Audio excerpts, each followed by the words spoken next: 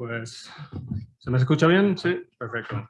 Para darle un toque un poquito más oficial, me pongo aquí bien protegido. Bienvenidos a este cuarto evento ya del Real Estate Club de este año. Hemos hecho ya una mesa redonda antes sobre ciudades del futuro, que también había mucha asistencia. Y como habéis visto, pues hoy estamos a tope, hemos tenido que cambiar la ubicación. Algunos fuisteis a la ubicación anterior, pero bueno, menos mal que el Instituto Empresa tiene todo aquí cerquita. Bienvenido, tenemos una mesa de lujo. Yo pues voy a ser muy breve con la introducción. Porque por el tiempo pues hemos tardado un poquito más y hemos dado más tiempo para que la gente podría llegar. Pero bueno, para no quitar más tiempo luego del diálogo, de las preguntas, que creemos que es lo más interesante para ver qué es lo que opináis, y tenéis aquí un lujo de mesa para hacer preguntas. Pues doy la palabra a la moderadora, Gemma, la vicepresidenta del club, antes presidenta también, veterana del club, así que Gemma, todo lo tuyo. Buenas tardes a todos. Lo primero, disculpar el retraso, hemos empezado un poquito tarde, como dice Jasper, para que pudiera incorporarse la gente, que bueno, alguien más sigue llegando, la lluvia, los atascos. Y estamos aquí para hablar de living, ¿no? Para las nuevas formas de vivir y alojarse. Estamos retomando desde el club los eventos presenciales y por eso la idea era juntarnos aquí para hablar de un tema que fuera máxima actualidad y tendencia. Tenemos esta tarde con nosotros, aunque bueno, todos los conocéis, pero repasamos y presentamos bueno, primero aquí a Juan, que lo tengo a la izquierda. Juan Acosta es Managing Director de Greystar, Cristina García Peri, que es Senior Partner de Azora, y Marta Clavera, que es Managing Director de Invest Real Estate. Y para no perder más tiempo, porque sí que como os ha comentado Jasper, nos gustaría guardar unos minutos al final para que también vosotros podáis participar y hacerlo lo más fluido posible. Lo primero, vamos a empezar comentando qué es el living, qué es para cada uno de nuestros ponentes. Marta, si quieres, ¿comienzas? Sí, me encanta poner anglicismos. Me encanta poner anglicismos porque todo en inglés suena mucho mejor, ¿no? Entonces, el living, el housing, como se quiera definir, al final son formas de vivir. ¿Cómo queremos vivir? También está relacionado en cómo queremos trabajar. Como antes había un concepto muy claro de work, live and play, y ahora es un concepto donde todos estos está muy interconectado entre los tres, y hay unas diferencias y unos segmentos muy interesantes, pues desde las dark kitchens hasta los coworkings o los co-livings, ¿no? Es algo muy interesante. Para mí el living es de los sectores más interesantes en el mercado actualmente. Engloba muchos distintos asset classes que comentaremos durante toda la mesa, y desde luego con un potencial brutal. Cristina, te toca. Bueno, yo un poco en la línea que decía Marta, ¿no? Yo creo que el living parece que es algo que ha surgido ahora, ¿no? Y yo creo que lo que ha surgido es sobre todo la institucionalización de los activos de vivienda para el inversor, para el mundo de la inversión institucional, ¿no? O sea, las viviendas existen de siempre, las residencias para estudiantes y los colegios mayores existen desde siempre, las residencias para la tercera edad han existido siempre. ¿Cuál es la diferencia? Pues que desde hace unos años los grandes inversores institucionales quieren tener parte de su cartera en estos activos, lo cual hace 10 años no era el caso. Es más, si recordáis el concepto anglosajón de commercial real estate, pues era oficina, logística and industrial. Y living no existía, no estaba en el mapa, era una cosa que la gente hacía a lo mejor pues un poco a título personal, ¿no? Y yo creo que lo que está ocurriendo es que, bueno, primero creo que las dinámicas de oferta y demanda son muy potentes, con lo cual eso también ha llamado la atención del mundo del ahorro, del mundo de la inversión. Y segundo, empiezan a surgir inversores, como creo que somos los tres que estamos aquí representados y algunos representados en la audiencia, bueno, pues que hemos acumulado y hemos crecido con estos sectores y en los diferentes tipos de living, aprendiendo a gestionarlos, que era el principal motivo por el que el capital institucional le daba miedo a estos activos, ¿no? Porque el inversor de real estate ha sido siempre muy pasivo, ¿no? Y estos activos requieren gestión. Desde el momento en el que surgen gestores, inversores como nosotros que saben gestionar, eso empieza a atraer la atención de los inversores. Y luego porque comparado yo creo con el commercial real estate tradicional, tiene unas características financieras y de riesgo muy atractivas, ¿no? Que, bueno, yo creo que tanto el tema de la gestión y el contenido operacional y la importancia de eso, como el tema del perfil de riesgo de estos activos, seguro que vamos a hablar mucho de ellos. Sí, parece que todo fuera en inglés o relacionado con el mundo anglosajón. Mal voy trabajando con una empresa norteamericana, ¿no? Pero bueno, si vamos atrás en el tiempo, de hecho el primer Build to Rent que se creó en el Reino Unido desde los años 30, no mucha gente lo sabe, pero ya desde ese tiempo venían los activos concebidos inicialmente para la renta y no para la venta. El negocio de multifamily, como le dicen mis colegas en los Estados Unidos, los primeros multifamilies americanos, o Build to Rent, son de los años 50 y de los 60. Ya se concebía en ese momento que un inversor institucional iba a adquirir una promoción que iba a estar destinada y diseñada exclusivamente para la renta. Y con la visión de patrimonializar esa promoción una vez que sea en explotación. Estamos hablando de los años 50-60. O sea que, un poco siguiendo lo que decía Cristina, ¿no? Este es un concepto que viene ya de hace muchísimos años. Creo que, diciendo, ¿qué es el living? A mí me gusta mucho la definición de build to rent. Creo que ahí, en esas tres palabras, está la definición. Diseñado o construido para la renta o para la explotación, ¿no? Y creo que a lo que hay que sumar, lo que decía Cristina, es que está para la explotación de forma profesional, no para la explotación como todos nosotros podemos tener un pisito como nuestros padres en alquiler. No, es la explotación profesional. Y creo que eso ha sido el gran cambio que ha ocurrido en los últimos 10 años. Y para darle mayor contexto a esto, el mundo living en los Estados Unidos es el asset class más grande. O sea, en una cartera institucional de una aseguradora, de un fondo de pensiones o de un inversor residencial, probablemente ocupe un tercio de su cartera, en una cartera diversificada inmobiliaria. En Europa venimos del mundo del revés, ¿no? Aquí históricamente teníamos un tercio en oficinas, un tercio en retail, y el resto estaba repartido entre logística y residencial, que había en otros. Ni siquiera era un tipo de activos dentro del mundo comercial. Creo que vamos a tener en España y en Europa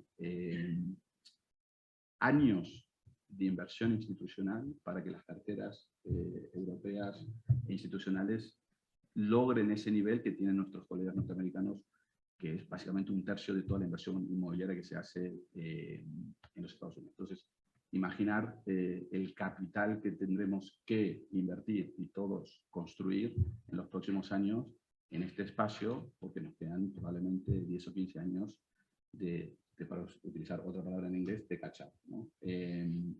Así que bueno, es un sector muy, muy interesante, que creo que hay muchísimo para hacer, que creo que se va a diversificar muchísimo, y Cristina nos comentó un poquito de residencia de estudiantes, de senior homes, de vivienda en alquiler, un poquito lo que pasó con el retail hace muchos años, ¿no? Que antes hablaba de retail, centros comerciales. 20 años después el retail era high street, era centros comerciales, eran supermercados, eran grandes shopping centers, parques comerciales, y el living va a pasar lo mismo, y va a haber diferentes jugadores tratando de ocupar diferentes espacios. En nuestro caso tal vez podemos ocupar la gran mayoría de esos por el tamaño que tenemos, pero creo que es muy interesante. Pero bueno, como definición me quedaría con esas tres palabras en inglés, ¿no? Build to rent, y repetirlo hasta que queda, ¿no?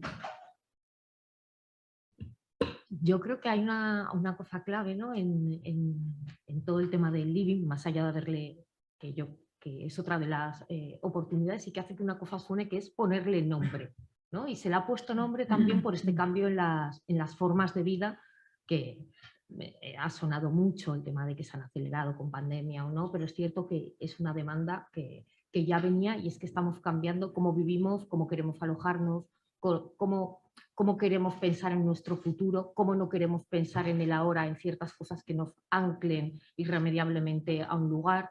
Al final es una profesionalización del negocio, yo creo, pero también un cambio de formas y de cultura que en nuestro país vamos un poquito más retrasado, pero que sí que cambia todos estos modelos residenciales de cómo eran tradicionalmente, ¿no? Y también cambian la ciudad. ¿Cómo veis vosotros, no sé si Cristina o Marta, este cambio de modelos y cómo se traslada a este cambio de la sociedad plasmada en el tejido urbano?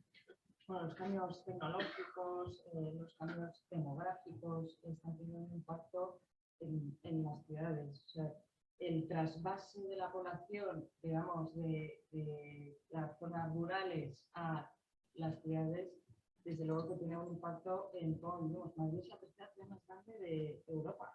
Eso es algo que yo siempre le recuerdo a todo el mundo, porque parece que Madrid, o sea, tendríamos que estar orgullosos de lo que es Madrid, porque Madrid tiene un potencial brutal, tiene un crecimiento brutal por delante, y estamos detrás de unas capitales donde en Londres o París tener un acceso a la vivienda es francamente complicado.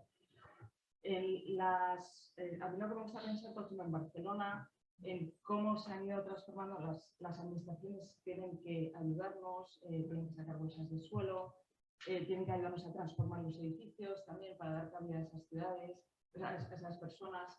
22 arroba, por ejemplo, es el ejemplo más claro, quizás desde el año 2000, cómo se empezó a desarrollar y cómo ha habido esa serie de cambios. Pero voy a poner un ejemplo. Nosotros estamos haciendo un Build to Rent grande en Dublín. Dublín es una ciudad donde hay una crisis de vivienda absolutamente brutal. Es una ciudad donde, aparte, donde Google, Facebook están ahí en sus grandes sedes, y donde también Brexit pues ha hecho que muchas compañías también se transfirieran a Dublín. ¿Qué es lo que sucede en Dublín? Que el sueldo medio de un recién licenciado es de 130.000 euros. Claro, compara cómo se puede vivir y donde no hay suelo, donde el planeamiento es complicadísimo. Entonces se están transformando zonas, lo que eran los Docklands, esa zona de Docklands se está transformando, que era antes donde había casi, bueno, gente de paso y, digamos, de oscuro nivel, se ha transformado en una zona estupenda, que están todas las grandes oficinas, y donde se necesita esa parte de residencial, y donde nosotros estamos haciendo ese Build to Rent. Ese Build to Rent es asequible. Bueno, o sea, depende. O sea, yo creo que este concepto de asequible o affordable también es algo muy interesante para comentar, porque ese 30% del sueldo, pues a lo mejor nosotros lo que estamos haciendo en Dublín, estamos más focalizándonos a los 130.000 euros que al sueldo medio base, a lo mejor del resto de la población. Pero creo que son conceptos interesantes, y que, como las ciudades se van transformando, nosotros tenemos que ir adaptándonos e ir adaptándonos a invertir también en las distintas zonas de las ciudades. O sea, porque hace años pues a lo mejor no se nos podía ocurrir invertir en Carabanchel o en alguna otra zona que quizás no era tan interesante para inversores, y Tetuán, y mira ahora cómo están estas zonas. Has comentado de transformación, y yo creo que es otro de los puntos interesantes saber lo que es los desarrollos que están surgiendo de nueva planta en zonas donde hay suelo disponible, y lo que esto puede suponer de oportunidad o de barrera de entrada en el tejido urbano existente, en edificios existentes y en tejido urbano existente. Y antes comentábamos con Juan que, bueno, esto no es lo que... es un poco meter este punto, pero me parece súper interesante lo que tú estabas comentando del desarrollo que tenéis en Greenford, en Londres, cómo es esta oportunidad de generar casi nuevos núcleos pegados a poblaciones satélites de grandes ciudades, ¿no? Pero bueno, no. Volvemos un poquito siguiendo lo que decía Marta. El Build to Rent, hay dos cosas que no se pueden separar del Build to Rent. Una es quién es tu cliente final. Marta habló de, en el caso de Dublín, tienen un público muy específico, que es un público que tiene un ingreso medio de 130.000 euros al año, y se va a diseñar un producto pensado y diseñado para esa tipología de clientes. ¿No? Creo que lo que el Build to Rent o esta tipología de activos trae es, exige a los propietarios, a los operadores y a los promotores ser muy específicos quién es el cliente final. Una especie de retailización o hospitalización del sector. Entonces, eso también viene de la mano del urbanismo, ¿no? Al final del día, nosotros podemos construir donde hay suelo. Las ciudades han decidido liberar bancos de suelos de forma muy diferente. En este caso, Dublín es una ciudad que ha decidido regenerar muy activamente su banco de suelo o su patrimonio urbano. ¿Okay? El puerto, en este caso, Barcelona creo que también es un ejemplo en los cuales se ha regenerado muchísimo. Viejas naves industriales, viejas fábricas. El puerto, Madrid ha tomado otra visión. Madrid ha decidido expandirse. Se expande hacia las sierras, hacia el desierto, y tiene, o sea, no tan, tal vez de una forma no tan densa. Entonces, bueno, evidentemente, la estrategia para Madrid no puede ser la misma que la estrategia para Dublín o la estrategia para Barcelona. En este caso, si a lo mejor tenemos un suelo disponible tal vez en tercera corona en Madrid, evidentemente, probablemente el ingreso medio no será 130.000 euros. Entonces, tendremos que diseñar un producto en renta acorde a ese tipo. Esto tiene implicaciones. Nosotros nos encanta regenerar patrimonio urbano porque creemos que ponerlo en valor creo que es win-win tanto para la sociedad, para los inquilinos y nosotros como gestores, pero aquí es difícil. Poniendo el ejemplo de Gema de Greenford, Greenford es probablemente nuestro proyecto más grande en Europa, son 2.100 viviendas que estamos en diferentes fases de promoción en zona 4 de Londres. La particularidad de esta promoción es que era la vieja fábrica de un laboratorio, era suelo industrial. ¿Okay? Un suelo industrial que ha quedado ahí tirado durante 20 años. Tuvimos un inversor institucional que tenía la capacidad financiera y el tiempo para hacer un cambio de uso. Y hemos tenido la suerte de tener un ayuntamiento que ha compartido nuestra visión de reconvertir un patrimonio industrial en algo residuos, ¿no? Bueno, hay un punto de oficinas, se han mantenido las naves históricas también, o sea, ha quedado bastante bien. Entonces, el Build to Rent al final del día no es lo mismo lo que hacen mis colegas en los Estados Unidos o lo que hacen mis colegas en Londres o en Holanda, no tiene nada que ver con mi Build to Rent que tengo tal vez en Rivas. Es completamente diferente. Compartimos filosofía, pero al final del día el cliente final y el urbanismo tiene mucho que decir en esto y se puede cometer errores. Y luego, o sea, por añadir a lo que estabais diciendo, ¿no? También cada ciudad tiene una configuración geográfica distinta. Claro, Barcelona, ¿por qué regenera? Porque está encajada entre la montaña y el mar. Madrid, en cambio, tenemos la suerte de que se puede, ¿no? Que puede crecer mucho más, ¿no? Y bueno, Irlanda y Dublín, porque al final es lo que hay, ¿no? Está rodeada, es una isla. Entonces, yo creo que lo que sí es cierto es que la capacidad de cambiar los usos y regenerar zonas en el mundo anglosajón en general es mucho más dinámica que lo que ocurre en España. O sea, nosotros hemos sido protagonistas de una de las regeneraciones más importantes que se han hecho en Madrid, que ha sido el Vicente Calderón, ¿no? Y es una zona donde se van a desarrollar no solo nuestras viviendas, sino todos los grandes inversores institucionales están presentes allí. Y ha sido, yo creo, está siendo un éxito de regeneración, ¿no? ¿Qué es lo que está pasando con el producto? Porque fijaos que Azora empezó a invertir, no en los años 50, pero sí en España en el 2004 en vivienda en alquiler. Y curiosamente entonces los promotores que estaban obligados a hacer vivienda en alquiler y además una parte de vivienda protegida, que tenía un régimen de alquiler de alguna manera regulado, no querían esas viviendas. Y Azora fue tremendamente exitosa en todos los nuevos desarrollos de Madrid, que hoy ya son zonas tremendamente consolidadas, en Vallecas, pues en acumular un patrimonio que hoy es el mayor patrimonio purpose built to rent, o sea, un patrimonio donde todos los edificios son edificios que se han construido para el alquiler. Pero efectivamente ha cambiado lo que demanda el inquilino. O sea, yo creo que hay una mucha mayor exigencia por parte del inquilino de lo que quiere de su casa. Ya no es simplemente 4 paredes y bueno, que si se me estropea algo me hagas caso.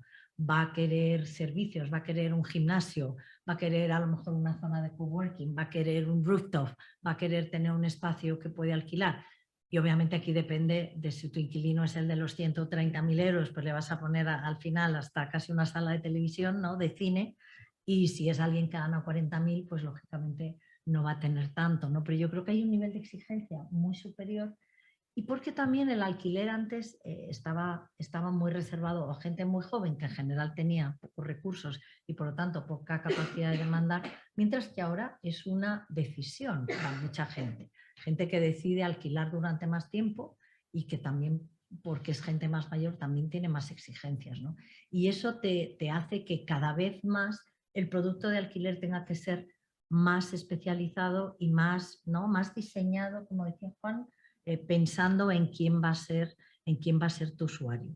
Y a la par, eso te requiere dar ese servicio. Y ahí, bueno, yo creo que es un coste adicional, pero también es una oportunidad, porque de alguna manera es el concepto de real estate as a service, ¿no?, donde el inquilino ya no busca solo el espacio físico, sino toda una serie de servicios que vienen con el espacio físico, pero una vez que empieza a comprar o a consumir esos servicios, le puedes ofrecer más cosas. Nosotros ahora en nuestras viviendas estamos ofreciendo internet, estamos ofreciendo paquetes de electricidad, de utilities, y eso es una fuente de ingreso adicional y también una fuente de servicio para el inquilino, ¿no?, que tú puedas, y luego seguro que hablaremos del co-living, ¿no?, pero que tú puedas entrar a una vivienda donde ya tengas absolutamente todo, ¿no? Entonces yo creo que está cambiando mucho. No solo por la parte financiera, que ya hemos hablado un poco, que cada vez hay más interés inversor, sino también por la parte del usuario, ¿no? Creo que nos ha obligado a cambiar como profesionales inmobiliarios muchísimo. Yo siempre digo que el que promueve vivienda build to rent o que está en negocios operativos no tiene que ser una especie de mini CEO, tiene que saber un poquito de todo, tiene que saber de urbanismo, de promoción. Te vas a encontrar 6 meses después hablando de qué marca le voy a poner a este build to rent, cómo voy a contratar un equipo de operación, cuáles son los servicios que vamos a dar, ¿no? No es como tal vez cuando empezamos en algún momento, compro un edificio, tengo un inquilino, lo alquilo y... Ponías el cartel, se alquila y ya está. Aquí hay promociones que van desde 100 inquilinos hasta tal vez 800. Entonces, gestionar no solamente esa base de clientes, pero sino todos los equipos y procesos que están detrás. Me imagino que Cristina, como nosotros, aparte de tecnología súper importante para hacer toda la gestión de inquilinos, de alquileres, de servicios, de costes, ha requerido una especialización del sector que es brutal y muchas veces va más rápido de lo que uno sabe, de lo que uno tiene a mano. Entonces estás constantemente aprendiendo, ¿no? Creo que le ha dado una visión a la profesión muchísimo más profunda y muchísimo más duradera que cerrar una transacción y promoverla y venderla, ¿no? Que creo que a mí personalmente me parece una Creo que esa especialización es fundamental para este sector. O sea, yo vengo del mundo del retail y cuando empecé con este sector me encontré cosas que me dejaban de sorprenderme. Porque el hecho de hacer una P&L o sacar un resultado operativo no parecía o no parece, o sea, habéis comentado que está muy profesionalizado. Yo creo que vosotros estáis muy profesionalizados. Yo creo que el sector todavía necesita mucha más profesionalización. O sea, desde los promotores que tienen un suelo, y ahora como está de moda el Build to Rent, vamos a hacer, donde iba a hacer Build to Sell, que es un nuevo concepto también para el promotor tradicional, porque esto era venta de toda la vida, ¿no? Se ha pasado a hacer un Build to Rent y da igual como...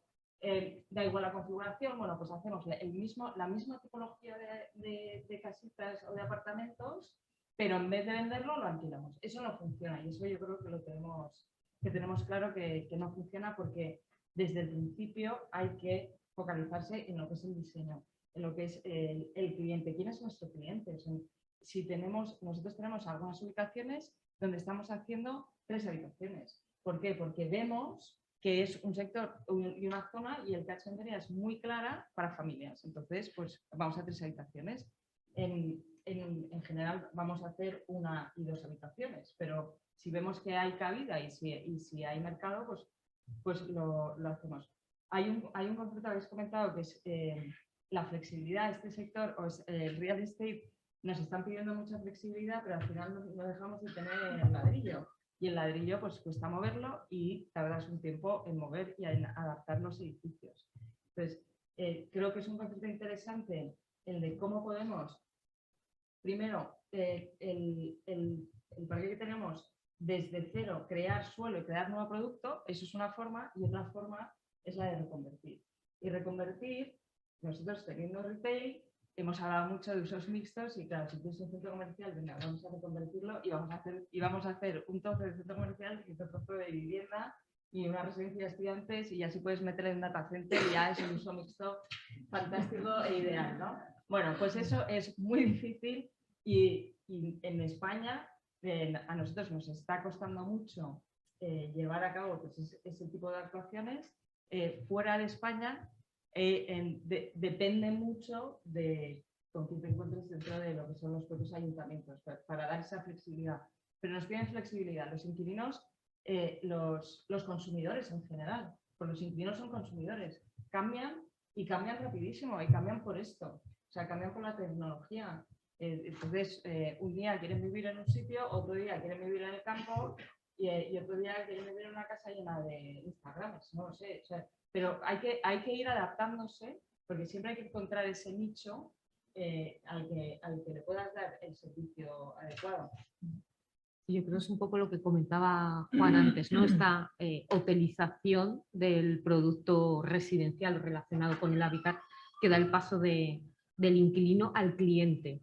El cliente que quiere marca, que quiere servicios, que quiere cambios, como comenta Marta, casi un poco porque le apetecen, ¿no? Y como no estás tan anclado, os demanda mucho más servicio. Y en cuanto a legislación, que comentáis que, bueno, que esta falta de flexibilidad de la administración pública en cuanto al urbanismo o a la hibridación de usos, ¿consideráis que los últimos cambios que se están haciendo van a favor de permitir estos nuevos usos como es el co-living? Está claro que el mix de usos no, pero por lo menos abrir un poco más el espectro, porque parece que sí que se está haciendo un cierto esfuerzo, ¿no?, para poder conseguir esto.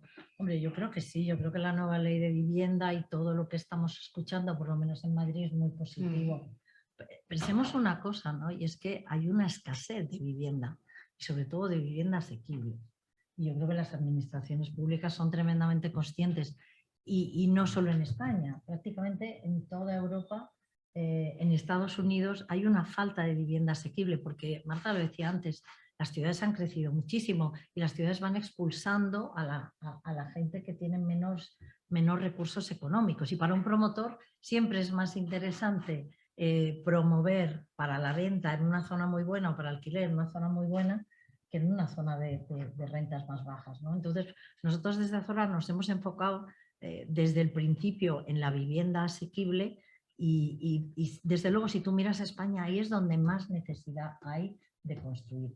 Y yo creo que el Plan Vive, y bueno, el Plan Vive nada es perfecto y todo es mejorable, pero te da una idea de que las administraciones públicas están muy sensibilizadas con este tema y que son conscientes de que hace falta vivienda asequible y de que a veces hace falta una colaboración público-privada, ¿no? Depende de las zonas, depende del momento, depende del producto. Por ejemplo, nosotros ahora, un mercado completamente diferente, pero en Estados Unidos estamos negociando con un ayuntamiento en San Petersburg, en Florida, y tenemos acordado el precio del suelo, pero pues no nos salen los números, entonces estamos negociando desde subvenciones hasta cederles plazas de parking, pero son administraciones muy flexibles y creativas, que están dispuestas a sentarse en una mesa con los inversores para ver cómo hacen funcionar ese proyecto, ¿no? Eso en España es muy complicado, tiene que estar en una ley, y si no está previsto en la ley, incluso el propio técnico o la administración te llega a reconocer, no, si lo que me estáis planteando tiene todo el sentido, pero requiere un cambio de plan general o requiere... Y esa es la parte que yo creo que hay una especie de reticencia por parte de los políticos de en un momento dado ser creativos y ser valientes y empezar a mover las cosas y que luego las leyes vengan después, ¿no? Eso desgraciadamente aquí hoy en España no es posible y eso va a hacer que el problema de la vivienda se tarde mucho más en resolver. O sea, creo que volviendo a Estados Unidos, ¿no? Entonces, volvemos al urbanismo, ¿no? El urbanismo norteamericano, todos los que hemos estado ahí, voy a tener la suerte de estar ahí la semana que viene, en la realidad que son ciudades que tienen un urbanismo muy flexible. Nosotros como europeos que somos, y creo que no hay que, me gustaría separar, no me gustaría separar a España del resto de Europa. Europa tiene un urbanismo muy rígido y no creo que ese urbanismo cambie porque está en nuestra cultura. O sea, nos gustan nuestros viejos centros históricos, nos gusta poder andar a pie, nos gusta el transporte público y nos gusta que las cosas no cambien muy rápidamente, ¿no? En mi caso, yo soy argentino, italiano y uno va a Italia y estuve la semana pasada y veía Italia, pues está 30 años detrás de España. O 40. Los holandeses, que está Jasper ahí, que a mí me tocó vivir ahí, los holandeses están 30 años adelante de España. Pero uno va a Holanda y va a Ámsterdam y nuestros bisnietos irán a Ámsterdam y verán lo mismo. Entonces, creo que el cambio europeo va a ser muy lento, porque está en nuestro ADN y de nuevo hay que tener una propuesta de vivienda adecuada a la nuestra, aprender de nuestros amigos americanos, de nuestros grandes hermanos del norte, pero pensar que es posible aquí. Creo que el problema de la vivienda para mí creo que Europa tiene dos grandes problemas, uno es demográfico y el otro de vivienda, y están relacionados.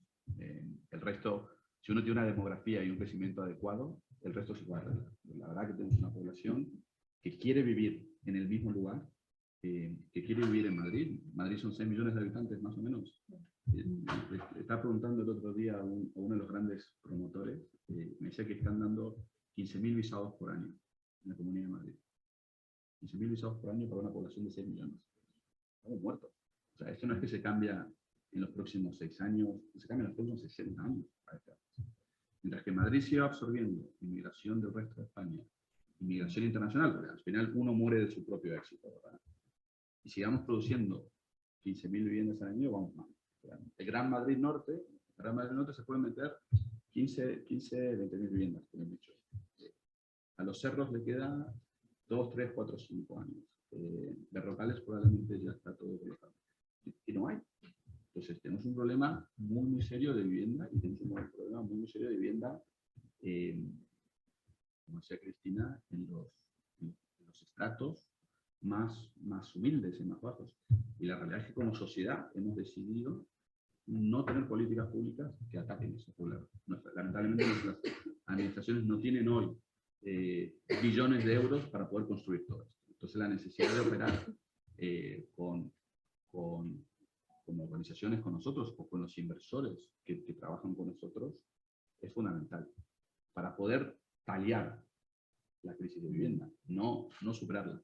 Para terminar, odio las tecnologías americanas. Cuando uno va a un comité de inversión y presenta un deal en San Petersburg, en Florida, en Chicago, la discusión principal siempre es oferta y demanda.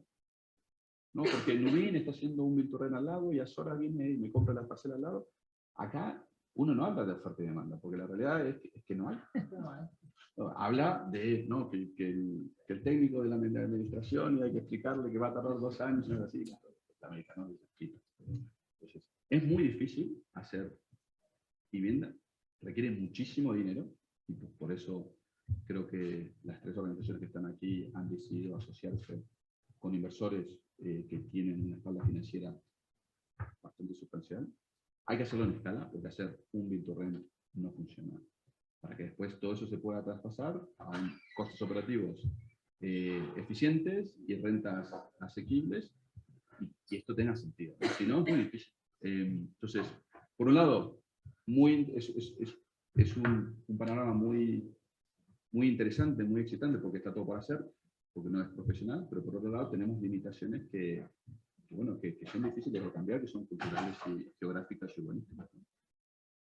Y bueno, estamos hablando ahora sobre todo, casi más centrándonos en Build to Rent, ¿no? Pero todos los otros nuevos modelos que casi todos tocáis, o no nuevos, como decía Cristina antes, modelos existentes, pero que ahora se están profesionalizando, mejorando, adaptando a la demanda de la sociedad.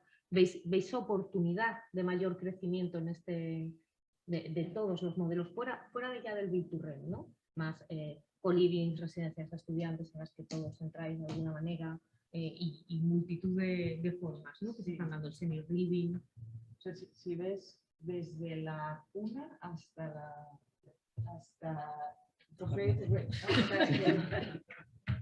si ves todas las formas de vivir en todos los segmentos, vemos que hay ¿cuántas residencias de estudiantes hay en España? ¿100.000? Sí, 120.000.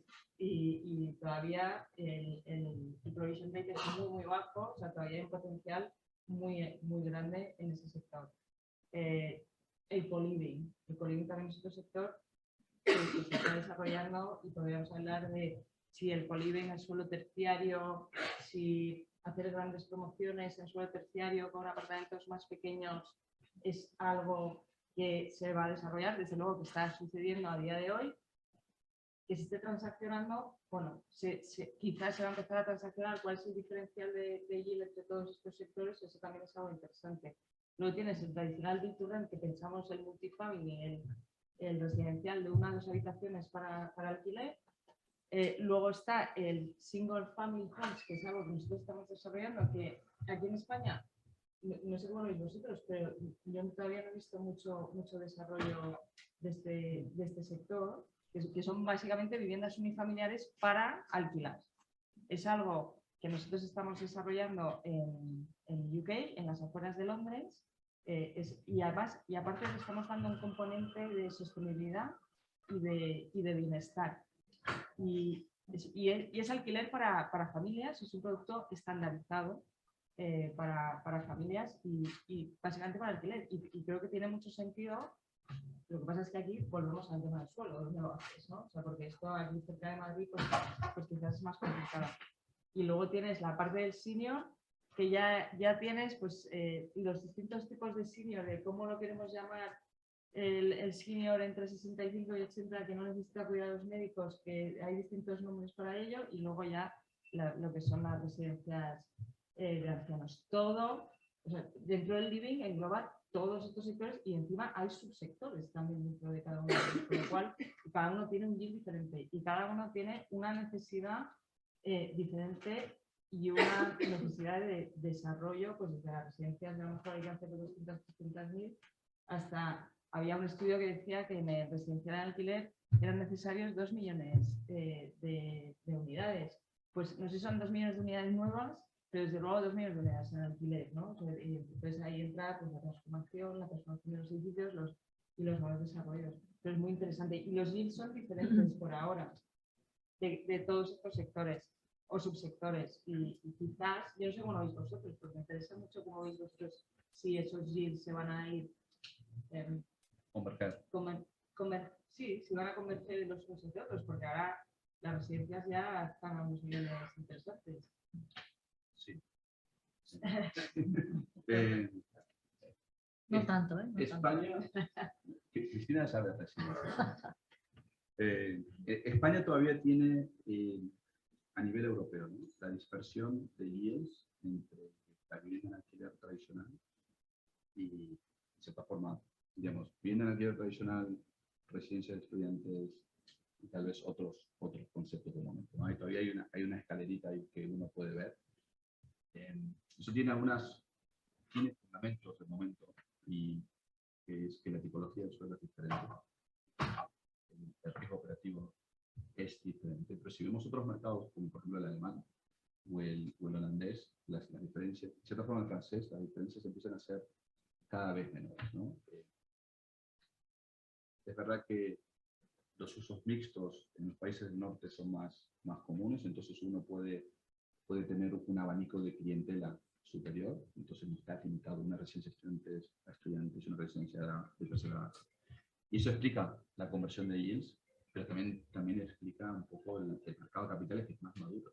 Se pueden financiar cualquier tipología de activos, hay un mercado institucional de compradores finales muy amplio. Aquí todavía hay que explicar muchas cosas, ¿no? Entonces, hoy por hoy en España uno tiene esa progresión que creo muchos de los inversores institucionales e internacionales están viendo, pero creo que la escalerita se está haciendo, se está comprendiendo muchísimo, ¿no? Las residencias de estudiantes, hemos visto transacciones, si uno mira bien los números, por debajo del 4 en la realidad. Y la vivienda de alquiler que estará en 3.25, no sé, más o menos sí, por ahí. Claro, uno empieza a decir 50 puntos básicos de diferencia entre una residencia de estudiantes y una vivienda en alquiler que tiene contratos a 5 años relativamente estables. ¿Es justificable? Y a lo mejor sí. A lo mejor sí. Vamos a ver una tendencia a la compresión, en mi opinión. Hay tanto capital para invertir, buscando tan poco producto, que por definición el valor de los activos va a seguir subiendo. Y los yields van a seguir cumpliendo porque las rentas van a estar bajo presión, y los rendimientos que esperarán los inversores a medida que se hacen están más familiarizados con este activo, el coste de capital es menor. Nosotros también, o sea, nosotros estamos o hemos estado, ¿no?, en las 3 tipologías de activos. Estuvimos, como he dicho, desde el 2004 en residencia en alquiler, siempre asequible, que es donde vemos que la oferta-demanda es más, el desequilibrio es más potente. Entramos en residencias para estudiantes, como Juan sabe bien, en el 2012 y salimos en el 2017. Y en vivienda, en residencias para la tercera edad, empezamos a invertir hace 2 años y medio a través de una Socimi que se llama Adriano. Entonces estamos un poco en las... No hemos hecho co-living todavía, pero lo estamos estudiando. Y es cierto que está habiendo una conversión. Lo que pasa es que hay un tema de madurez, como decía Juan, ¿no? Yo creo que el residencial en alquiler se entiende mejor. Yo creo que los inversores institucionales entienden muy bien, sobre todo si es asequible, que es muy resiliente. Odio esa palabra, es muy resistente. Y, es verdad, la odio, de verdad. Hay palabras que odio, esa es una resiliente, con lo bonito que es el español. Eso, sí. Pero lo que tienes cuando estás en esa vivienda asequible es que cuando viene una crisis, es cierto que hay gente que se vuelve a casa de sus padres, eso lo vimos en España, muchos de los que estoy viendo muchas casas, sois muy jóvenes, pero la gente no podía pagar la renta y volvió a casa de sus padres, pero el que estaba pagando 2.000 euros, pues se tuvo que ir a una vivienda donde pagaba 1.200 y el de 1.200 a una vivienda de 800. Y nosotros, en nuestro patrimonio, que era todo muy asequible, pues prácticamente no bajamos nunca la ocupación durante toda la crisis del 90%. Pero no solo nosotros, porque somos muy buenos, que también. Pero es el activo, o sea, si tú tienes una vivienda en alquiler asequible, lo hemos visto ahora mismo en Estados Unidos, en la última crisis en Estados Unidos, la vivienda, los single families de alto standing, bueno, las desocupaciones fueron brutales, las caídas de valoración fueron brutales, porque además es un mercado muy transparente. Sin embargo, el workforce housing y el housing más barato se comportó muchísimo mejor, ¿no? Entonces, yo creo que hoy la razón por la que los yields más bajos están en el producto de residencia en alquiler es por esta sensación de estabilidad. Luego yo pondría residencias para estudiantes, ¿no? porque residencias para estudiantes yo creo que ahora todo el mundo entiende, sobre todo si está hecho sobre suelo libre, que al final es una especie de residencial. En un país como España, con la ventaja de que cada año renuevas los contratos y no tienes que tener, con lo cual en un mercado al alza vas a hacer una actualización de tu renta más potente que en un residencial donde si el inquilino quiere se puede quedar hasta entre 5 y 7 años. Y lógicamente si es una concesión ahí entran otros condicionantes a la hora de valorarlo, ¿no? Pero si estás hablando de suelo libre, yo creo que ahí ahora mismo los yields, es cierto que también esa capacidad de actualizar las rentas, bueno, pues te da mayor incertidumbre de que todos los años se te vacía la residencia, ¿no? Sí, pero tal vez ahí, poniendo Sí. un comentario sobre eso, y tal vez la información que tiene un inversor o un banco para poder hacer un underwriting de un activo, ¿no? Volviendo un poco a tu comentario de la crisis del 90%, ¿no? En el multifamily o en el build-to-rent, que es un poco lo que hemos visto todos. Creo que claramente en un mundo post-COVID los ganadores han sido el build-to-rent y la logística, ¿no? Que son los que han mantenido las ocupaciones. En residencias de estudiantes, cuando vino la crisis del COVID, en marzo del 2020, nosotros tenemos una ocupación del 97-98%, prácticamente plena ocupación. Sánchez nos dijo, nos vamos a casa durante 15 días, y en 15 días nos vimos, pasamos del 98 al 15, nos quedaron los pobres estudiantes extranjeros que de repente tomaron a España como su lugar para vivir, ¿no? Habiendo dicho eso, en septiembre del 20 estábamos al 92% de ocupación. Entonces, claro, uno dice, joder, y perdón por la palabra, ¿no? O sea, en el peor de la pandemia, este activo fue al mercado y salió a comercializar 10.000 camas en todo el país, el 92% de ocupación. En septiembre del 21 teníamos 96-97% de ocupación, básicamente un ciclo normal. Entonces, uno dice, a ver, ¿está justificado el spread? Puede ser, pero ¿cuánto es el spread? Porque la realidad es que el activo fue reciente. Y el otro aspecto que quería mencionar es, en un mundo que es regulado y que seguirá siendo, en mi opinión, relativamente regulado, como es el mundo de la vivienda en Europa, tener activos que sean proxies a la vivienda, que te dé una renta o un alquiler de una habitación o un estudio, pero que no esté regulado o que tenga la capacidad de capturar la inflación prácticamente 1 a 1, porque las cláusulas te lo permiten, empieza a tener otro atractivo. Entonces, volviendo un poco al portfolio manager o al inversor institucional, que es el que hace todo esto posible, ¿no? Dice, a ver, tengo que invertir dinero en la vivienda. Sí, la vivienda en alquiler me da estabilidad, pero probablemente poco crecimiento. O a lo mejor juego un poquito con las residencias de estudiantes o las residencias de tercera edad, que estoy en un sector que prácticamente no está regulado, que tiene cierto nivel de resiliencia, ¿ok? Y a lo mejor pago un poquito más por tener esa exposición. Entonces, muchas veces nos sorprendemos por los deals que vemos en Eje Prime o en Confidencial, pero esta gente también sabe por qué hace las cosas, ¿no? O sea, 92% de ocupación en septiembre del 20. Totalmente. Entonces, eso es muy... Pero no hay información. No hay, como en la vivienda de alquiler, que hay un reporte de diferentes organizaciones, compañías, que uno pueda hacer un seguimiento de cómo la vivienda ha ido, en el alquiler se puede hacer, por lo menos a nivel Madrid. Uno puede saber cuántos contratos se han firmado, cuál es la renta promedio, si ha habido caídas o subidas. En residencias de estudiantes no se sabe nada. En la residencia de tercera edad, menos aún, me imagino. Entonces, volvemos un poco a la madurez, ¿no? Sí. El sector está penalizado por falta de información. No sé si está justamente penalizado. Probablemente no.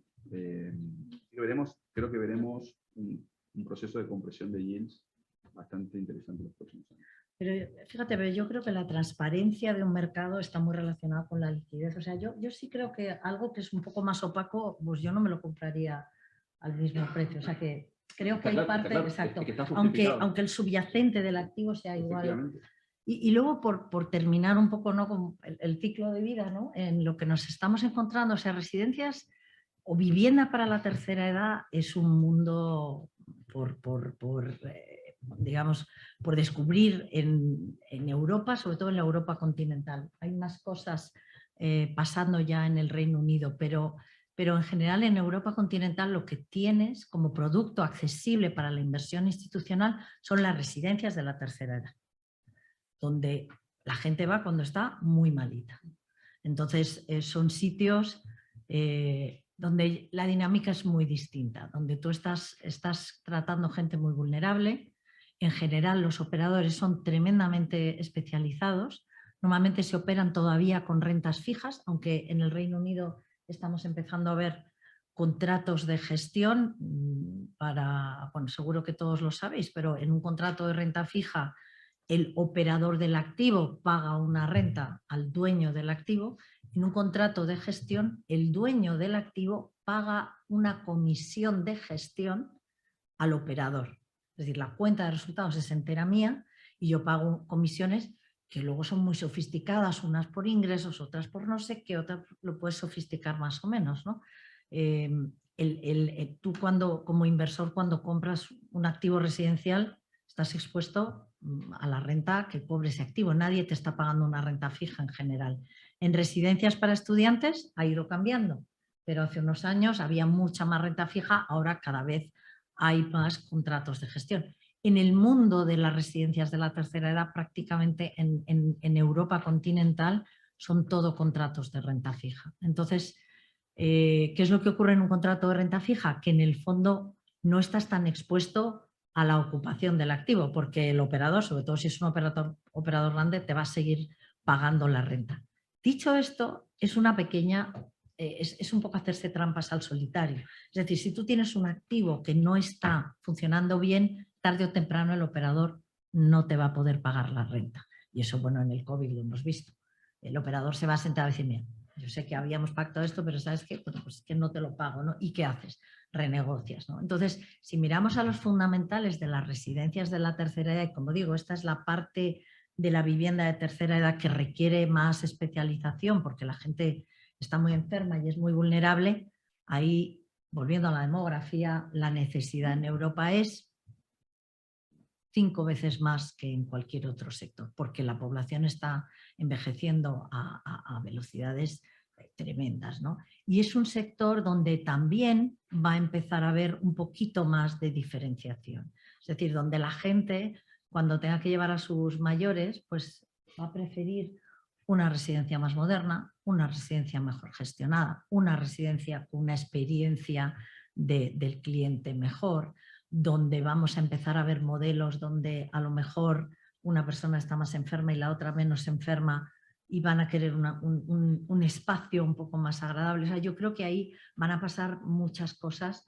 muy interesantes desde el punto de vista del diseño del activo, desde el punto de vista de los servicios. Pero es cierto que hoy por hoy, bueno, todavía cotizan a digamos, un descuento frente al residencial normal y a la residencia para estudiantes.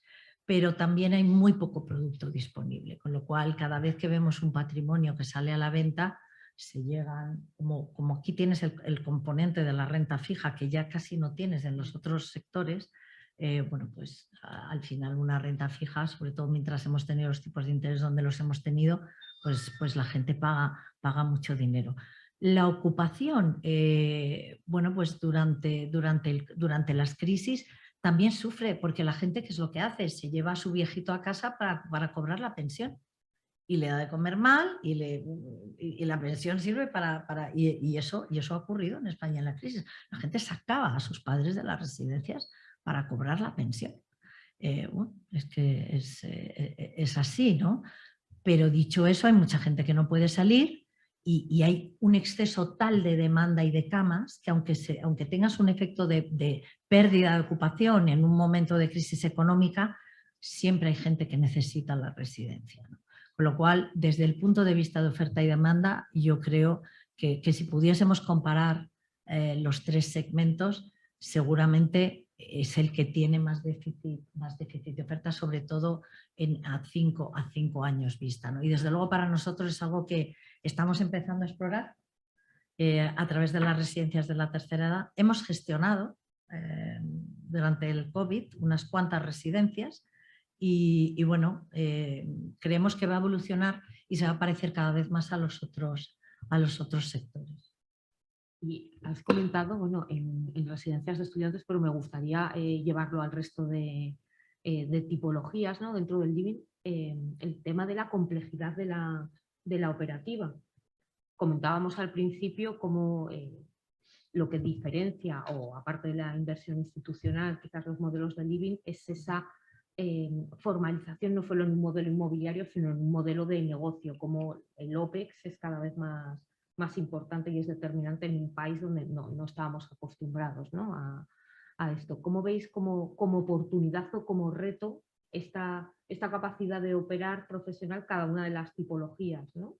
Desde el Build to Rent. O sea, para poder gestionar y poder generar retornos para los inversores, la parte operativa es lo que siempre nos planteamos. Cuando entramos en el sector del Build to Rent, dijimos, ¿quién va a operar esto? Porque teníamos claro que era importante, no queríamos hacerlo ya, veríamos quién lo iba a gestionar. Nosotros en España no estamos en residencia de estudiantes, pero sí que estamos en Italia, en Austria y en Polonia y en Portugal. Y tenemos un operador que a su vez es promotor. Con ellos estamos gestionando. Cuando empezamos a mirar en España, nos encontrábamos muchos promotores que lo que hacían eran especialistas en residencial y decían, bueno, pues yo como hago residencial, pues igual que hago residencial, hago una residencia de estudiantes y también pues voy a coger a 2 o 3 personas pues de resa y de tal y para gestionar, ¿no? O sea, y así de fácil era el modelo de negocio y oye, por cierto, pon 200 millones que esto es el... Bueno, pues así, claro, así no hicimos nada. Entonces, la parte operativa para nosotros es fundamental. A mí me gustaría comentar un tema sobre el OPEX cuando empezamos a analizar las P&Ls de lo que es el sector de Build to Rent. De repente vimos, oye, ¿cuál es la diferencia entre el bruto y el neto? O sea, porque esto en el retail o en las oficinas o en el logístico lo tienes clarísimo. O sea, y aparte todo el mundo habla en los mismos términos. O sea, cuando hablamos de rentas, o sea, de yields en el retail, yo nunca tengo que preguntar, oye, bruto o neto. Nunca pregunto porque nos entendemos, ¿no? Es algo... Cuando hemos estado en este sector, pues se habla mucho y se habla de una forma muy genérica sobre la renta, sobre los yields, perdón. Entonces los yields, bueno, no, pero ¿cuál es la diferencia entre el bruto y el neto? Bueno, pues un 20% o un 15%, depende si te lo están vendiendo o si están en un lado o están en otro. Entonces, estás entre un 15, un 25 y nosotros tenemos un 30. Por ejemplo, en nuestros modelos de underwriting, nosotros tenemos un 30, que es verdad que lo tenemos muy elevado comparado con el resto. Y al hablar de renta bruta o renta neta, en función del diferencial que haya entre el bruto y el neto, si estás hablando entre un 20 o un 30, hay entre 100 y 150 puntos básicos de diferencia en yield neto. Entonces, tenemos que preguntar muy bien y saber muy bien de qué estamos hablando cuando estamos hablando, cuando se ven portfolios. No, pues se ha vendido el portfolio al 3,5, o al 3,25 o por debajo del 3, pero bueno, bruto, neto, o sea, hay que afinar mucho y ver el número muy fino. Por eso la operativa es tan importante, por eso lo que hacéis vosotros es tan importante. O sea, y por eso los inversores también están con vosotros. Bueno, nosotros también tenemos el 30, si te hace sentir mejor. En residencia hacemos jamás, ¿eh? Y bueno, senior homes o residencia de tercera probablemente no. Creo que esto es totalmente de acuerdo. O sea, la realidad es que en qué momento uno logra ese 25, 15 o 30, ¿no? Son activos que necesitan tiempo para estabilizarse y uno dice, bueno, construyo esto, me lo entregan en julio de un año académico, para septiembre está completamente ocupado y 12 meses después estabilizado. La vida no funciona así. Y creo que siempre te termina costando más operar un activo de lo que uno piensa, más en un contexto como el actual, en un país como el que todos vivimos aquí. O sea, recuerdo cuando compramos Resa. Nuestro querido gobierno incrementó el salario mínimo en 22%. Writing Year One, listo. Porque si se incrementa salario mínimo 22%, uno lo puede mitigar o no en la parte de payroll del operador, pero todo lo que es servicios están tercerizados, como limpieza, seguridad, mantenimiento, bueno, todo eso se repercute. Inmediatamente ahí tenemos que empezar en menos 22% de nuestro underwriting. Y así hay una serie de factores. La realidad es que operar es muy difícil. Y no es un negocio que sea especialmente atractivo desde el punto de vista de margen, ¿no? Nosotros tenemos la peculiaridad, tal vez como Sola, que estamos verticalmente integrados, decidimos ser promotor, decidimos ser inversores o gestores y decidimos ser operadores. Y es sumamente difícil hacer ambas cosas bien. A nosotros nos cuesta hacer ambas cosas, las tres cosas bien, y varía mucho dependiendo del mercado a mercado. El mundo de la operadora es un mercado que da márgenes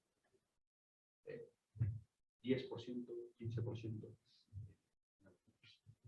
Y tomamos un riesgo de operar para el tal vez 2, 3 o 10 activos.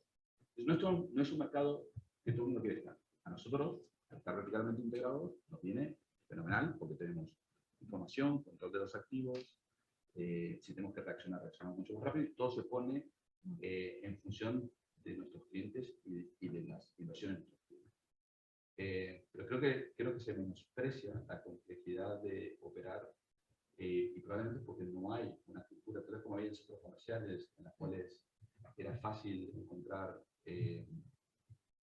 managers, facility managers o directores comerciales de operaciones, pero en el mundo de la vivienda es muchísimo más difícil y hay todo un proceso de educación de estos perfiles para que estén al nivel de un win, al nivel de una sola, al nivel de un presta. Un inversor que invierte con nosotros de esta forma dice, bueno, España, Holanda, Estados Unidos o Inglaterra, el nivel de exigencia es entonces es una batalla todos los días. Estoy, bueno, 100% de acuerdo con todo lo que habéis dicho. O sea, nosotros, de hecho, cuando empezamos a invertir en el 2004, nos dimos cuenta que en paralelo teníamos que crear el operador. Y estoy hablando, ya no estoy hablando de residencias para estudiantes, sino de residencia en alquiler puro y duro, que desde luego cuando empezamos nosotros, el nivel de sofisticación de lo que había que hacer es muy inferior a lo que hay ahora, pero lo montamos en paralelo. Seguramente porque no había nadie, no podíamos subcontratarlo con nadie. Y con los años, esta filial que se llama ZAM, que además tengo la suerte de que ahí está su líder ahí sentado, pues se ha convertido en una ventaja competitiva para Azora, ¿no? Es un negocio, como tú decías, muy complicado, porque primero es un negocio de personas, estás alquilando los pisos, estás tratando con gente que te llama, que tiene un problema en su casa. Es un negocio de personas, pero también es un negocio de procesos, porque los márgenes no son muy altos y tienes que hacer muchas cosas. Estás cobrando miles de recibos al mes, pasando facturas, haciendo el mantenimiento, tienes gente, tienes conserjes, tienes jardineros, tienes gente de seguridad, tienes cerrajeros porque hay servicios que tienes que ser capaz de darlos. Alguien se acaba encerrado, no puede salir, no puede entrar de su casa. Por lo tanto, es un negocio de sistemas donde tienes que invertir en sistemas para ser eficiente en todo eso que haces. Y luego cada vez más es un negocio o es un servicio de tecnología. Y la tecnología se está convirtiendo en clave para dar un mejor servicio, para automatizar procesos internos. Y volviendo al tema de los costes la diferencia entre el bruto y el neto, o sea, yo creo que llega un momento donde no puedes dejar de bajar ese coste operativo. O sea, nosotros lo tenemos comprobado, sobre todo en España, que es donde más vivienda tenemos, que el coste de operar una vivienda hay un mínimo por vivienda. Y eso prácticamente da igual donde estés en España, hay un mínimo. Entonces, ¿cómo mejoras ese margen?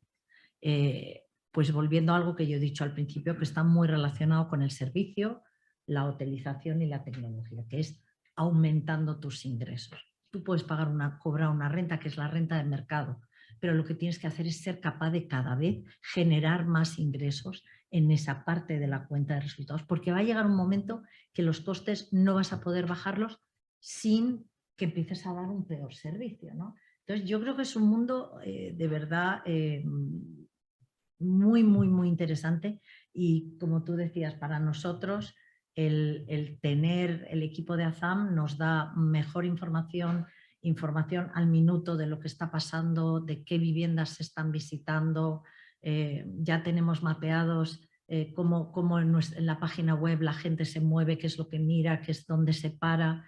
Te da agilidad cuando quieres cambiar una estrategia de comercialización, te da una ventaja competitiva sin quitarle mérito a nuestro equipo de inversión, pero yo estoy convencida que una de las cosas que los inversores ven a la hora de trabajar con nosotros en vivienda, sin duda, es nuestra capacidad de operarla, ¿no? Yo siempre digo a los chicos de inversiones que inversiones en cierta forma juega la Champions y operaciones juega la Liga.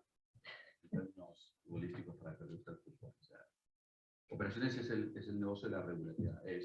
Le prometimos a Nubin un underwriting, un leakage de un 35%, y eso va a misa y tiene que entregarse no solamente el primer año, se tiene que el segundo año, se tiene que mejorar si se puede. Es el negocio de la regularidad y de incrementos marginales cuando se puede de mejorar eso.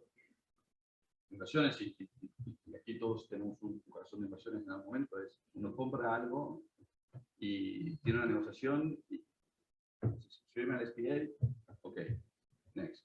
Es otra mentalidad. Pero operaciones a lo mejor uno está, no sé, tus joint ventures deben tener 5 o 10 años, me imagino. Aquí está 10 años prometiéndole a un inversor que dijimos, son 1.000 euros por mes por cama, y en 10 años será 1.000 euros por mes por cama, más o menos la inflación, menos las mejoras que vamos a hacer. Es un juego de la regularidad y es extremadamente difícil. Creo que se menosprecia muchísimo en el mundo institucional el rol que juega inversiones, de operaciones, y tal vez se pone siempre el que cierra el deal sale en ese plan, ¿verdad? Sí. Pero en realidad el que crea valor al final del día es el de operaciones. Quien llena los pisos y los alquila es operaciones, claro. No es el de y cuando dice Azora vende 1.000 pisos a 500 millones, claro, el que estuvo alquilando los pisos por los últimos 5 años no es el que sacó la operación. Entonces, bueno, creo que eso es lo que tal vez lo que diferencia más este negocio de otros. Nosotros estamos mirando al sector de senior, pero ese senior que no se refería, pues no sé, senior donde hay mucho potencial, pero que todavía el modelo de negocio está por testar. Y una de las preguntas siempre es, ¿y esto quién lo opera? O sea, y operadores hay muy pocos. O son muy locales o están en sitios donde operan una o dos urbanizaciones, no sé ni cómo llamarlos, porque son medio ciudades, bueno, depende. Entonces, tiene un potencial brutal, porque en el momento en el que te encuentras un operador que sabe hacerlo y encima ya, pues si tiene experiencia o es promotor como vosotros, o sea, que vosotros tenéis todo, estáis verticalmente integrados, o sea, que al final lo tenéis todo, pero es lo que nosotros buscamos para invertir, porque nosotros somos muy pocos. Y nosotros lo buscamos esas alianzas, básicamente. Bueno, quedan muchísimas cosas por preguntaros, pero si queréis, para no irnos mucho de tiempo, damos paso por si alguno queréis lanzar alguna pregunta.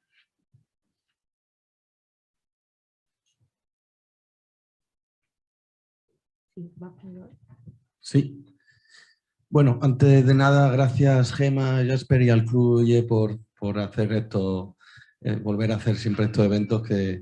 Y segundo punto, sin mascarilla. Oye, qué gracia volver a ver la cara y reconocerla a la gente. Bueno, soy Nuño Cachón de Casa Fari, una PropTech. Algunos de la mesa nos conocéis, algunos de atrás también. Y os tomo la palabra sobre notas que habéis dicho, ¿no? Decíais, Marta, por ejemplo, empezabas con el tema de falta de tecnología en el sector, de algún tema de profesionalización. Juan, obviamente, la falta de información. Cristina, sobre la rigidez y la flexibilidad que existe en mercados y la información también otra vez en mercado americano. Y por ejemplo, Gemma, ¿no? Que hablabas también sobre la rigidez incluso a nivel de las administraciones públicas, etcétera. Teniendo en cuenta que el real estate es la tipología que más valor genera de todo y es el mercado más oscuro, ¿no? El más opaco. Algunos que conocéis lo de, bueno, de dónde venimos, nuestra PropTech y lo que pretende hacer, la pregunta es, por no llevarla solo al tema del dato y propio jugando en casa, sino en general y en la línea que decías, Cristina, ¿qué medidas, para iluminar al público un poco, qué medidas habéis visto e implementado vosotros que creéis disruptivas a nivel de tecnología? Y van dos líneas, una a nivel de eficiencia y la segunda sobre el tema precisamente del build to rent, etcétera, que ahora hay nuevos players tipo iBuyers, etcétera, que os vienen a competir a vosotros y sobre todo que vosotros institucionales tenéis un problema de que efectivamente los jumbo deals ya no van a darse tanto y ahora mismo por la falta de propiedad directamente tenéis que buscar la granulabilidad, es decir, buscar ahora el single class asset que existe en Rooster, lo que está haciendo en Estados Unidos, traértelo a Europa. Entonces, ¿cómo veis eso? Medidas disruptivas y segundo, cómo atacar el build to rent para que encontrar donde no hay suelo y donde cambios de tipología, como tú también mencionabas, Juan, etcétera. Gracias. Yo si quieres, porque además el tema de la tecnología, tú debes tener un iBuyer. ¿No? Nosotros ayudamos a muchos. Pero no, nosotros es un mundo que estamos incorporando, pero que seguimos muy de cerca porque somos unos convencidos, ¿no? Yo te diría que el tema de los iBuyers, aunque también sabrás que alguno se ha pegado una buena galleta, como Zillow, pero nos parece apasionante, nos parece un mundo apasionante, que tampoco creo que compita con alguien como con nuestros inversores. Yo creo que es una fuente, como tú dices, de acceder a vivienda dispersa, lo cual tiene sus retos en la gestión operativa, pero obviamente somos conscientes y en ello estamos.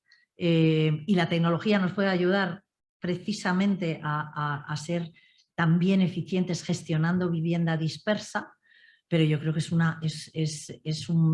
una fuente de transparencia, de liquidez para el vendedor, de acceso a una vivienda que de otra manera no podríamos acceder los compradores como nosotros, increíblemente poderosa. Y yo creo que vamos a ver muchos inversores institucionales entrando en acuerdos con iBuyers para acumular patrimonio disperso. Yo te digo las cosas que nosotros ya hemos hecho. Por ejemplo, temas de domótica.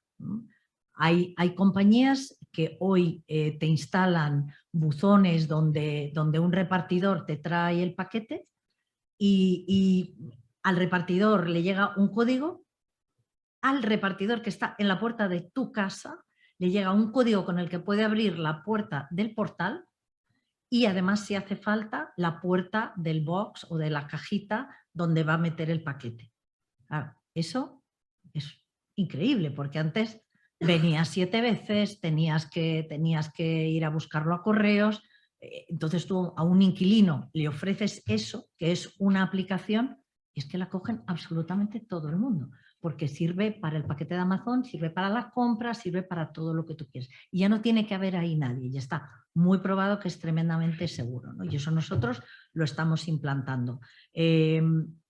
Algo que estamos analizando, y es una compañía americana que se llama Smart Rent, ellos, digamos que te ayudan a mejorar el mantenimiento de las viviendas porque crean alertas dentro de los pisos de tal manera que si hay una fuga de gas, de tal manera que si hay una gotera, esa señal va directamente al operador para que vaya al piso y eso te pasa en verano y en vez de tener un desperfecto, volviendo al margen, un desperfecto de 100, tienes un desperfecto de 10, ¿no? Y eso también lo estamos mirando, ¿no? Y luego la última que he descubierto, que esa todavía no la estamos utilizando porque es más para vivienda en venta, es el vender un piso, que todos tenemos renders, pero con un render dinámico, con una calidad magnífica, que te permite probar, bueno, y si en vez de este parqué pongo este otro parqué, y si en vez de poner, y es tan monográfico que la gente que me lo contaba me decía, es que vendemos el piso entre un 10 y un 20% más caro a la gente que usa la aplicación porque van comprando, es como cuando uno va a un hotel y te ofrecen una habitación, add-ons, no, estaba intentando usar menos anglicismos, pero add-ons. Entonces, yo creo que el mundo de la tecnología es una fuente de valor, no solo en la reducción de costes, que también, no solo en la información que te da el mercado, que también, sino en nuevas fuentes de ingresos. Hacemos una pregunta más. Hola, soy Marcos Drummond de Big Properties en Portugal. Somos que se llama aquí, creo, un promotor. Y quería preguntar, bueno, yo pregunto a la mesa y quien quiera o quien esté más cómodo con el tema o incluso ya involucrado, pero me gustaría saber vuestra opinión como institucionales de una u otra forma también de añadir valor, aunque también añade algún coste y eso hay que detallarlo en un P&L, y que también está relacionado con el living, que son lo que se llama ahora las branded residences. O sea, depurando sería digamos, tenemos por ejemplo la renta accesible, que tiene muchos ventajas porque los costes son más bajos, porque puedes tener ayuda con el coste del terreno y porque hay listas de espera, por lo cual no hay pisos vacíos. Pero me gustaría saber vuestra perspectiva sobre el branded residences como, en el fondo, un poco la parte más premium de los mismos conceptos que hemos oído en la discusión. Entiendo branded residences como una cartera de viviendas en diferentes tipologías bajo una marca. Bajo una marca, sí. No tiene, pero sí. por ejemplo, una marca hotelera o de lifestyle, no tiene, pero que cobra una renta 30% más alta. Creo que hay que segregar marca de si es premium, medium o affordable. La verdad que Cristina y nosotros tenemos experiencia en Rexa. Rexa históricamente ha sido un producto affordable, o sea, está en el mid-market, mid-to-low, pero tiene una marca muy, muy potente. Entonces, creo que una de las diferencias del living es que cada cartera tiene su marca, pensando en el inversor, el inquilino final, y esa marca será más o menos premium. Nosotros, cada cartera que tenemos una marca. Tenemos 4 marcas en España.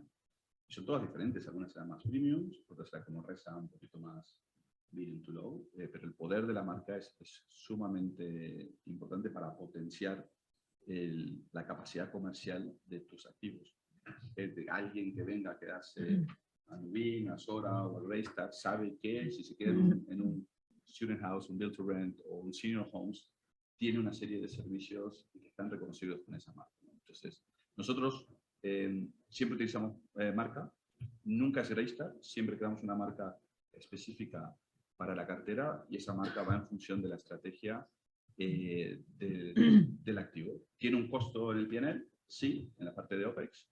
Tiene un costo operativo para nosotros como gestores, pero por otro lado se recupera en los revenues, ¿verdad? Es un poco como funciona el mundo de los hoteles también.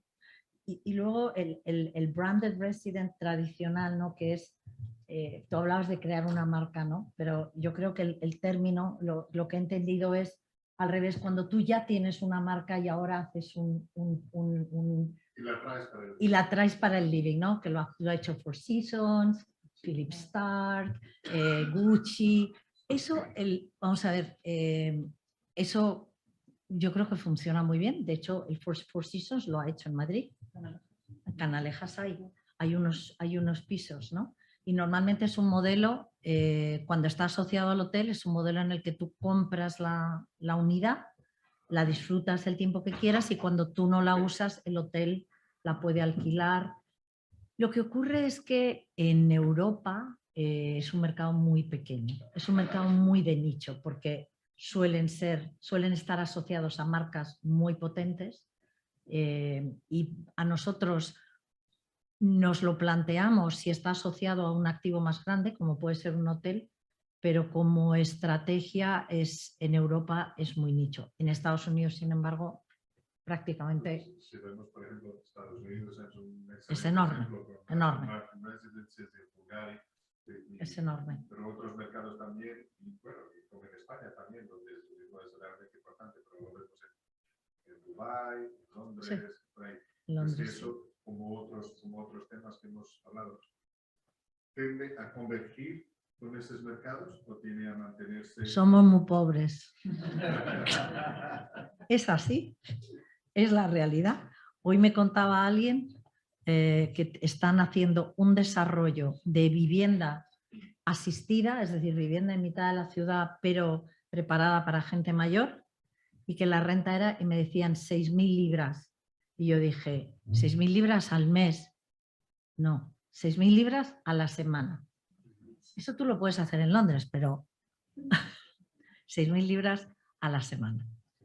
Y el concepto de marca, a mí el concepto de marca me parece fundamental. En las residencias de estudiantes hay marca, en el senior hay marca, pero en el multifamily o en el build-to-rent no hay marcas todavía. O sea, tenemos que generar, igual que hay followers de cualquier tipo de marca de ropa, o sea, nosotros tenemos que crear fans de nuestro producto y eso es algo que todavía está por desarrollar.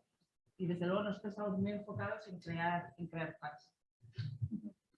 Levantaban por ahí al fondo de la mano. Hacemos una última pregunta y luego os invito a todos a salir fuera, que tenemos un vino y podemos seguir charlando fuera.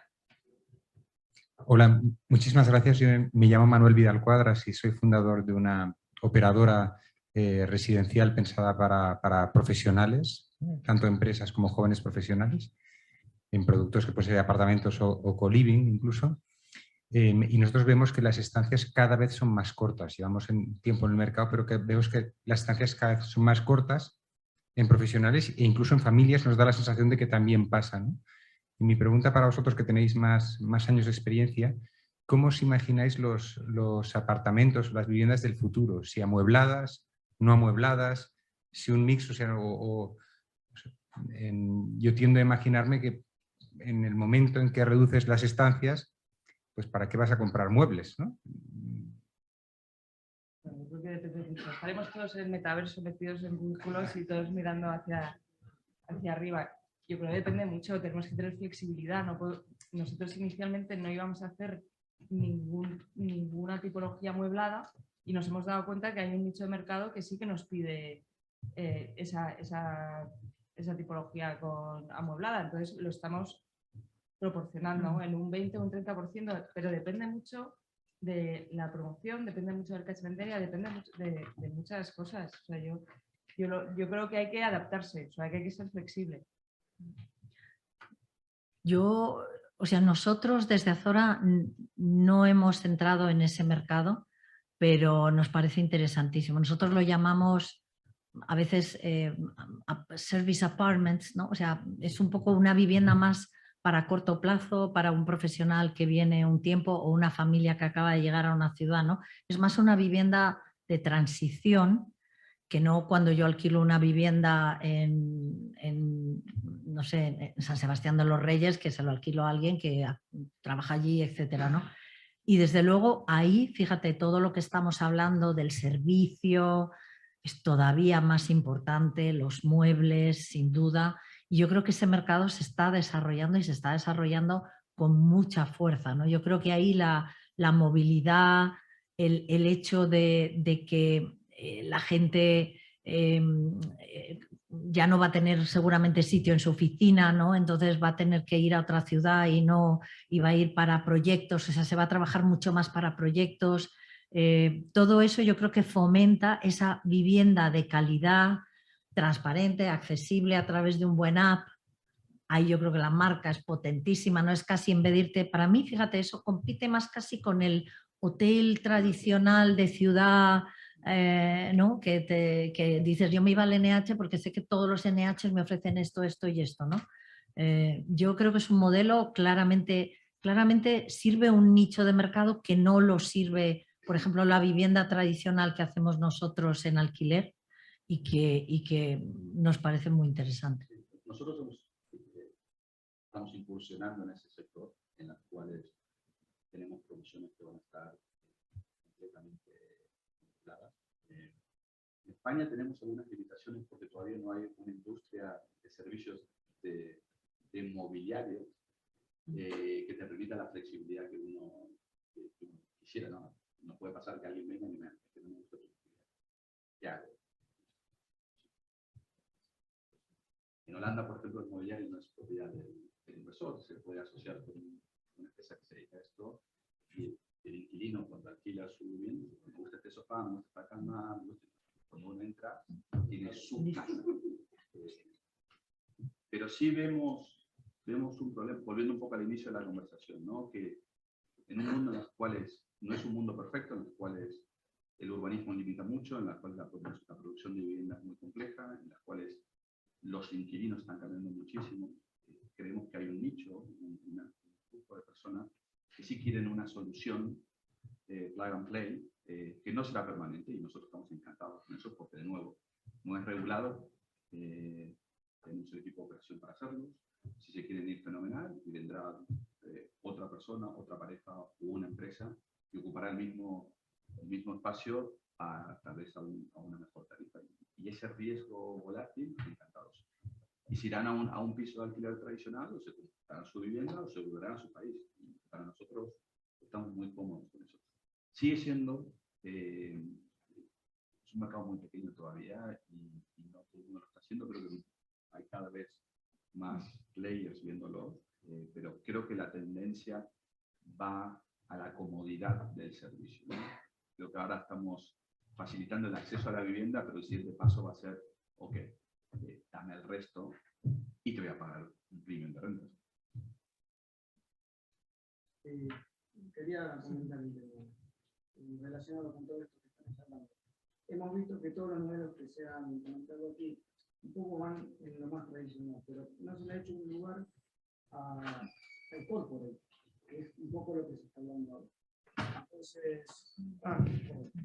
Entonces sí me gustaría que por lo menos se mencionara este sector del corporate, hablando de profesionales, hablando de emprendedores, y entiendo que ninguno de vosotros tenéis un desarrollo acorde a este público objetivo. Y bueno, ¿cómo veis este tema? Te digo en nuestro caso, ¿no? O sea, en nuestro caso, ese corporate, ese cliente corporate en general quiere estar en mitad de la ciudad, quiere estar muy bien localizado. Es difícil ganar escala.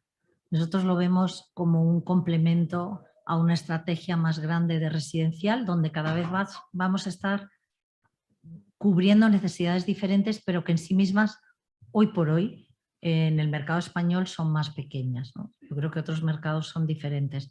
Ese es el único motivo por el que nosotros eso todavía no lo hemos hecho. Hemos hablado con grupos que lo están haciendo a una escala más pequeña, con idea de, bueno, de a lo mejor asociarnos y si hubiese un patrimonio con una cierta masa crítica, pues seguramente eso lo haría más interesante. Pero estoy 100% contigo, que todo lo que hemos hablado aquí hoy no es para que un Deloitte venga o un McKinsey y diga, yo te alquilo todo el año, no sé, 5 habitaciones o 5 pisos, ¿no? Porque sé que voy a tener consultores de diferentes sitios de Europa que van a venir aquí, etcétera, etcétera. Para nosotros principalmente ha sido un tema de que es difícil crear masa crítica porque tienes que estar en localizaciones donde estás compitiendo con residencial muchas veces a la venta, donde es difícil renovar edificios, ¿no? Volvemos un poco al tema de la flexibilidad, es difícil crear esa oferta muy moderna y por lo tanto los ejemplos que hemos visto son pocos, pero absolutamente necesarios. Y yo lo que he visto funciona muy bien. Muchísimas gracias a todos por venir. Si queréis seguimos fuera.